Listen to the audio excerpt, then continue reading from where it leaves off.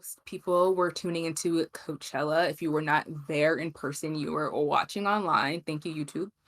I know for me and for a lot of my friends, the biggest kind of name that we were excited for was Frank Ocean.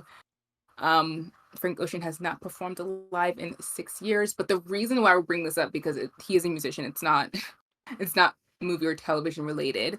However, I think I read that he is about to direct his feature film for A24. So who knows what that's going to be? I am excited for it, but I am disappointed. I am very disappointed. I was about to watch Frank Ocean's performance. I was going to stay up to watch it, and then the news came out that his performance would not be live streamed, which is like, what are you talking about?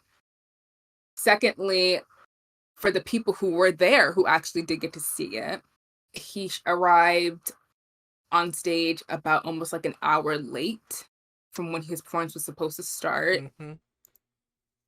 He sang like a couple of songs. The rest of the set was him basically just like dancing and like lip syncing to the rest of his songs. So like basically like an album listening party, where the audience just sang and he just like stood on stage and did nothing. And then he left early because Coachella has a curfew. So like they're renting out the space. So like you have to be done at a certain time. And because he was late, they had to kind of cut it off. But he also just left early from the performance. So people are up in arms over this. And I am too. If I was at Coachella, right? So I paid my money, and you know, Coachella is expensive. Like it's $800 plus to get a ticket there. Yeah. I spent all of that money, and you know, people who are going to Coachella, some of them got money, but a lot of people don't. Like a lot of people are like spending their like their last coins to get over there, and people are coming to pay to see you.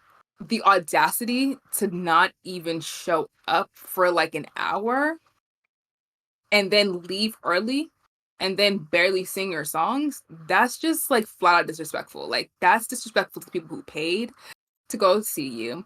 It's not like you were like promising an album and it didn't happen. Like that artists do that all the time.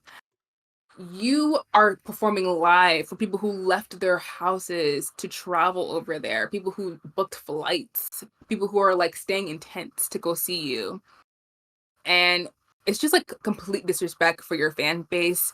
And then to not live stream it for the people who couldn't afford or could not make the trip over there is wild. Like I was outraged. Like I was absolutely outraged at that. And then you're gonna have, while you are performing, you're not really seen. It's like a big screen. Basically, it looks like we're watching you in on set somewhere else. Like you're not even there. Basically, the his talent dipping was never in question. That it was never about like, oh, can he still do this? Like, yes, he can. The question is like, why are you not doing the job that you were hired for? Like, or that you agreed to? Like, you agreed to this like months in advance. You knew months in advance that you were performing.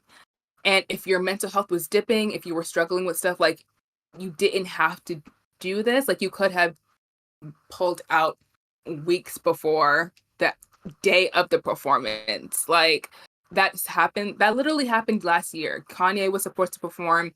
He wasn't able to do it. The weekend performed instead. Like it's not unheard of for these things to happen. That they're saying Frank hurt his ankle on at Coachella before he was performing.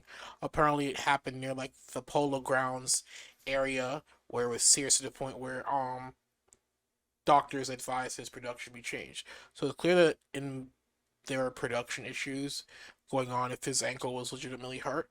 But at that point, Coachella, I think, was probably aware and were already making changes. So, and it's obvious. I think the initial set design was to include a skating rink with ice skaters Mm-hmm. on it, and it's clear, once they realized it couldn't perform, that had to be scrapped. But that's fine, cool. Yeah, I understand that's gonna affect, the performance or whatever. You're on a injured ankle. That's perfectly fine within the reason.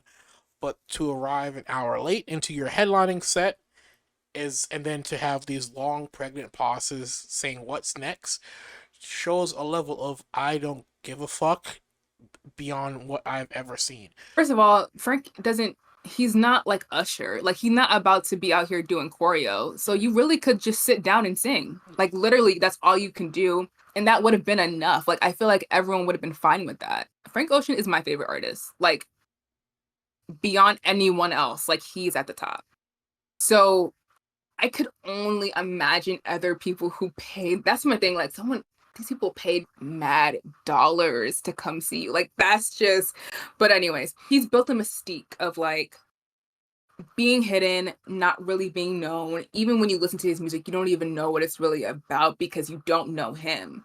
But I just feel like he's playing into that way too hard to the point where it's like, I can do whatever I want, and I know that you're still gonna be here like lapping up my music, like absolutely like blowing me the entire time. Like that's what it's giving. It's giving like I can just do whatever I want. Like if I show up late and I leave early, whatever. Like if I drop my album tomorrow, you're still gonna stream it like crazy.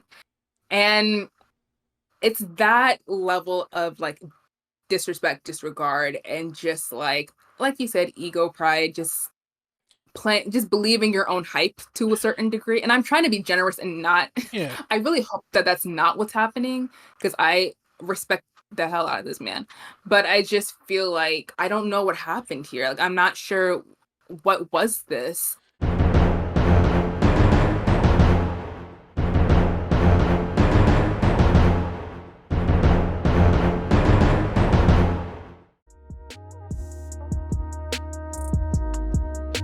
Did you like that clip? Well, you can listen to the entire podcast because the 16mm Film Crew podcast is available on all major podcast platforms.